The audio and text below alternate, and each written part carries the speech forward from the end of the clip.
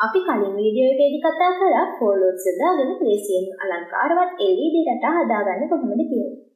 අපිට මේ වීඩියෝ එක නැවත බලන්න පුළුවන් දකුණු පැත්තේ උඩ තියෙන බටන් එක ක්ලික් කරලා. හරි. අපි අද වීඩියෝ එකකින් බලමු Arduino board එකක් භාවිත කරලා servo motor එකක් ක්‍රියාත්මක කරගන්නේ කොහොමද කියලා. අපි මුලින්ම බලමු servo motor එකක් කියන්නේ මොකක්ද කියලා. සාමාන්‍ය motor එකක වයර් දෙකකට කරන්ට් එක ලබා දුන්නම motor එක කරකැවෙනවා.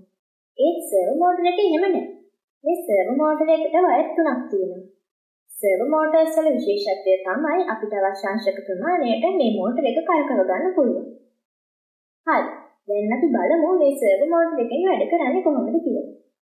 මම මුලින්ම servo motor එක ගන්නවා. මේ servo motor එකේ pins තුනක් තියෙනවා. මේ තියෙන්නේ ground pin එක. මේ තියෙන්නේ power pin එක. මේ තියෙන්නේ signal pin එක. හරි. අපි Arduino board එකක් ගමු. දැන් අපි බලමු servo motor එක Arduino board එකට සම්බන්ධ කරගන්නේ කොහොමද කියලා.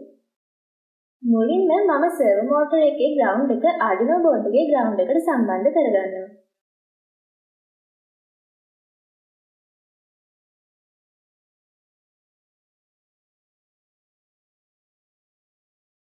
ඊට පස්සේ මේ power pin එක Arduino board එකේ 5 voltage එකට සම්බන්ධ කරනවා. හරි. ඊළඟට මේ signal pin එක Arduino board එකේ 9 වෙනි pin එකට සම්බන්ධ කරගන්නවා. එතනදී අපි අනිවාර්යයෙන්ම PWM pin එකට තමයි මේ signal pin එක සල් කරන්න ඕනේ. හරි. අපි දැන් බලමු කෝඩ් එක ලියන්නේ කොහොමද කියලා.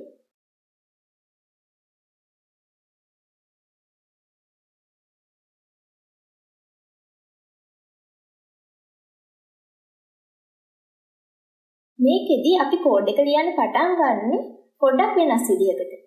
ඒ තමයි කෝඩ් එකට මුලින්ම අපි library file එකක් add කරගන්න ඕනේ. මේක servo motors එකට හදලා තියෙන විශේෂ library file එකක්. හරි. මම ඒක මේ විදිහට #include කියලා දාලා ඊළඟට අපේ library file එක මේ විදිහට දාගන්නවා. හරි. දැන් මේ servo කියන library එක අපේ කෝඩ් එකට ඇතුල් වෙලා තියෙනවා. ඊළඟට අපි මේ servo එකට object එකක් හදාගන්න ඕනේ. මම ඒක මේ විදිහට servo කියලා දාලා නමක් දාගන්න ඕනේ. අපි කැමති නමක් ඒකට දාගන්න පුළුවන්. මම ඒකට A කියලා දාගන්නවා. හරි. ඊළඟට අපි void setup එක හදාගමු. ඒකෙදී අපි ලියන්න ඕනේ මේ A කියලා අපි නම් කරපු servo එක Arduino board එකේ 9 වෙනි pin එකට සම්බන්ධයි කියලා. ඒක මෙන්න මේ විදිහට තමයි ලියා ගන්න ඕනේ. හරි. ඊළඟට අපි void loop එක හදාගමු. මම මුලින්ම දාගන්නවා servo එක අංශක බිඳුවට එන්න කියලා. අපිට ඒක මේ විදිහට ලියා ගන්න පුළුවන්. හරි. ඊළඟට මම දාගන්නවා තප්පර 1ක delay එකක්. ඊට පස්සේ මම ආයෙ ලියනවා අපේ මේ A කියන servo එක අංශක 45ක් කරකැවෙන කියලා. ඊළඟට මම ආයෙ තප්පර 1ක delay එකක් දාගන්නවා.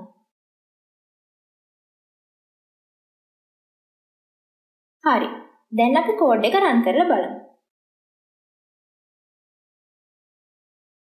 අපිට පේනවා servo එක අංශක බිඳුවේ ඉඳන් අංශක 45ටත් අංශක 45 ඉඳන් අංශක බිඳුවටත් කරකැවෙනවා. අපි දැන් කෝඩ් එක වෙනස් කරලා බලමු. මම දැන් මේකට අංශක 90යි අංශක 180යි දාගන්නවා. මේ servo motor එකට කරකැවෙන්න පුළුවන් උපරිමය වෙන්නේ අංශක 180ක් පමණයි.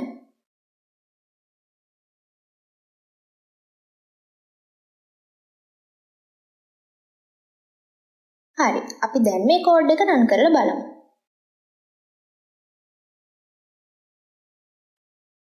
හරි. අපිට පේනවා අංශක බිඳුවෙන් පටන් අරගෙන අංශක 45, 90 සහ 180 වෙනකන් servo එක කරකැවෙනවා. ඒත් අපිට මීට වඩා හෙමින් servo එක කරකව ගන්න අවශ්‍ය වුණොත් මේ විදිහට කරන්න බෑ. ඒකට අපි for loop එකක් භාවිත කරන්න වෙනවා. අපි බලමු ඒක කොහොමද කරන්නේ කියලා. මම මේ ටික ක්ලියර් කරගන්නවා. අපි for loop එකක් හදාගමු. මම මේ විදිහට i කියලා variable එකක් හදාගෙන ඒක 180 වෙනකන් loop වෙන්න කියලා දාගන්නවා. ඊට පස්සේ අපි loop එක ඇතුළ හදාගමු. ඒකෙදි ඉස්සෙල්ලා වගේම මේ විදියට ලියලා අංශක ගාන වෙනුවට අපි ගන්න variable එක i දාගන්නවා.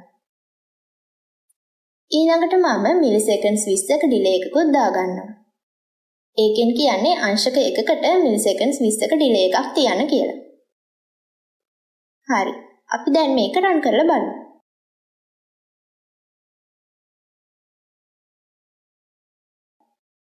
හරි. අපිට පේනවා අංශක බිඳුවේ ඉඳන් 180ට හිමීට කරකැවෙනවා.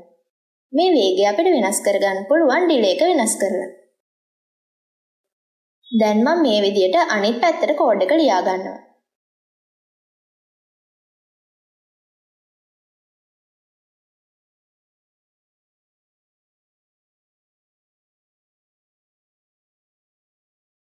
හරි.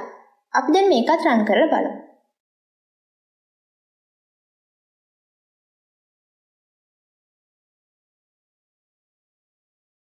හරි.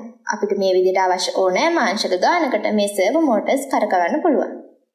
Arduino භාවිත කරලා තවත් අලුත් සර්කිට් එකක් නිර්මාණය කරන ආකාරය ඊළඟ වීඩියෝ එකෙන් අපි කතා කරමු.